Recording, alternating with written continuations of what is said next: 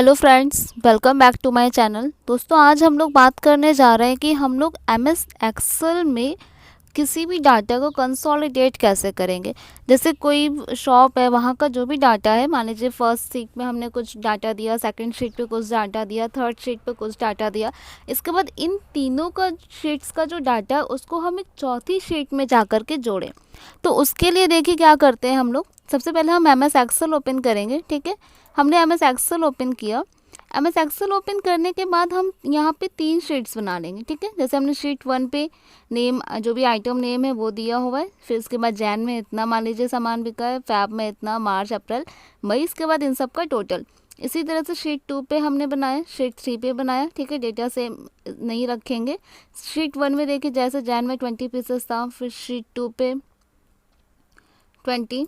ठीक है, तो ये आप यहाँ से डेटा आप उसको चेंज कर सकते हो। जैसे यहाँ पे जो भी आप यहाँ पे वैल्यू दे दी, ठीक है, इसी तरह से यहाँ वैल्यूज़ दे दी मान लीजिए। ठीक है, यहाँ पे मान लीजिए 20 आ रहा है तो हमने 40 कर दिया। तो देखिए शीट 1 पे मान लीजिए 20 है, शीट 2 पे 40 हो गया, देन शीट 3 पे 50। ठीक है, तो अब अगर हम इन्हें जोड़ते हैं, ठीक है, तो अब इन तीनों शीट्स का जो डेटा है उसको हमें एक चौथी शीट पे जा कर के जोड़ना है। तो उसके लिए हम कंसोलिडेट का ऑप्शन का यूज़ करेंगे। हम चलते कि कंसोलिडेट ऑप्शन आएगा कहाँ से। तो कंसोलिडेट ऑप्शन लाने के लिए क्या करेंगे, डेटा पे जाइएगा। ठीक है, शीट 4 पे हमने क्लिक किया, मान लीजिए शीट पे हमें कंसोलिडेट करना है, तो आप कहाँ पे जाएंगे, डेटा पे जाइएगा। डेटा पे जाने के बाद व्हाट इफ एनालिसिस, ठीक है, डेटा टूल्स पे आपको कंसोलिडेट दिख जाएगा। व्हाट इफ एनालिसिस के जस्ट बगल में होता है कंसोलिडेट। कंसोलिडेट दिखेगा। कंसोलिडेट दिखने के बाद इसमें क्लिक करिएगा। जब आप कंसोलिडेट पे क्लिक करेंगे तो आपको दिखेगा एक डायलॉग बॉक्स। ठीक है, एक डायलॉग बॉक्स आएगा, उसमें आपको यहाँ पे फंक्शंस के लिए दिया हुआ है कि आप सम करना है, काउंट करना है, एवरेज करना। तो हम सबसे पहले सम करेंगे। तो सम करने के लिए हमने सम वाला फंक्शन यूज़ किया। फिर यहाँ पे सेकंड नंबर आ रहा रेफरेंस, कि आपको किन शीट्स को आपको यहाँ पे सम करना है, उसका आपको सेल एड्रेस देना है। तो उसके लिए क्या करेंगे, हम यहाँ पे रेफरेंस हमने शीट 1 लिया। पहले तो शीट 1 को हमने 1 से लेके, मतलब A1 से लेके लास्ट में G, ठीक है, G14 तक हमने इसको पूरा सेलेक्ट किया। G13 तक पूरा सेलेक्ट किया। सेलेक्ट करने के बाद इसमें ऑप्शन आएगा ऐड। ठीक है, ये ऐड ऑप्शन आ रहा है, इस पर क्लिक करेंगे। इसी तरह से हम शीट 2 पे गए। शीट 2 पे जाने के बाद देखिए सिलेक्शन हमें दोबारा करने की ज़रूरत नहीं है, वो ऑलरेडी वहाँ सेलेक्ट हो जाएगा। इसको बस हमें ऐड पे क्लिक करना है। इसी तरह से हम शीट 3 पे जाएंगे, इसको भी हमें पूरा ऐड पे क्लिक करना है। ठीक है, इसके बाद यहाँ पे देखिए ऑप्शन आ रहा है टॉप रो लेफ़्ट कॉलम। तो उसके लिए हमने टॉप रो पे क्लिक किया और लेफ़्ट कॉलम पे क्लिक किया। उसके बाद देखिए ओके कर दीजिए। तो देखिए आपका डाटा जो है ऑटोमेटिकली आ जाएगा। जैसे शीट 1 में 20 था, शीट 2 पे 40, एंड देन देखिए शीट 3 पे 50। तो 20 प्लस 40 60, देन 60 प्लस 50 110। ठीक है, तो 110 देखिए अपने आप ही यहाँ पे काउंट होके आ गया। तो ये देखिए हमने फर्स्ट शीट का डाटा, सेकंड शीट का डाटा जो भी था, थर्ड शीट का जो भी डाटा था, उसको हमने शीट 4 पे पूरा जोड़ के रख दिया।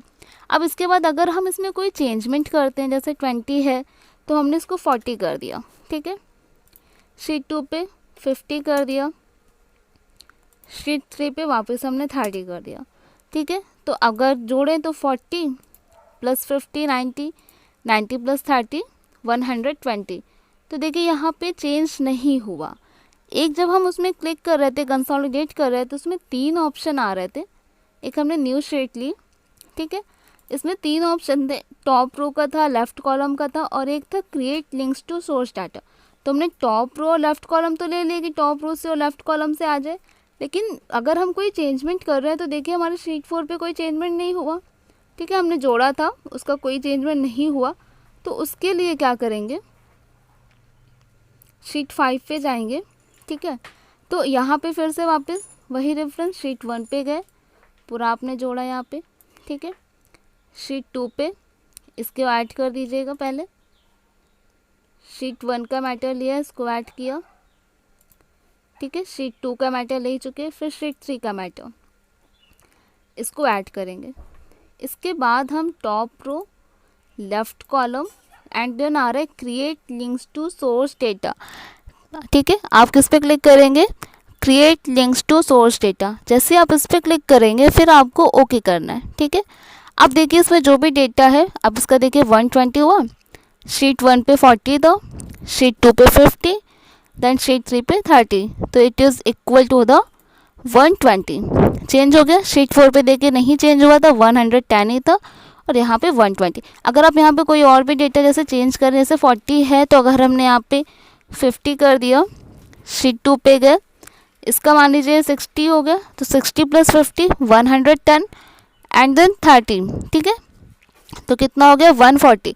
तो हम देखेंगे यहाँ पे शीट 4 पे जो शीट 5 था 140, क्योंकि हमने वहाँ पे क्रिएट लिंक्स वाला ऑप्शन लिया हुआ है, और शीट 4 पे देखिए वो डाटा जितना हमने उस टाइम पे किया था वही था। तो इस तरह से अगर आप कोई भी शीट 1 पे या 2 पे या 3 पे कोई भी चेंजमेंट्स करते हैं तो वो ऑटोमेटिकली वहाँ पे लिंक होकर के आपकी जो शीट हमने 5 बनाई थी उस पर वहाँ पे जाके जुड़ जाता है। ठीक है, इसके बाद अब कंसोलिडेट किया तो पूरे मंथ्स भी मान लीजिए कि किस मंथ में कितना था, तो ये इधर प्लस के सिंबल आ रहे हैं। जैसे आप प्लस पे क्लिक करेंगे तो देखिए बुक जो भी आप मान लीजिए आपने जो भी था, तो फर्स्ट वाली शीट पे 50 था, सेकंड पे 60, देन 30, तो आपका टोटल 140। इसी तरह कीबोर्ड पे मान लीजिए क्लिक करिए तो 85 था, फिर 85, तो इस तरह से देखिए जुड़ करके सबका जो भी आप सामान होगा वो आ जाएगा। तो इस तरह से कंसोलिडेशन होता है कि आपने 1 2 3 किसी भी शीट पे आपने जो भी डाटा लिखा हुआ है उसको शीट 4 पे जाके जोड़ा, तो ये हमारा क्या करना कहलाता है, किसी भी फाइल को कंसोलिडेट करना कहलाता है। आई होप आपको वीडियो अच्छा लगा होगा। Thank you.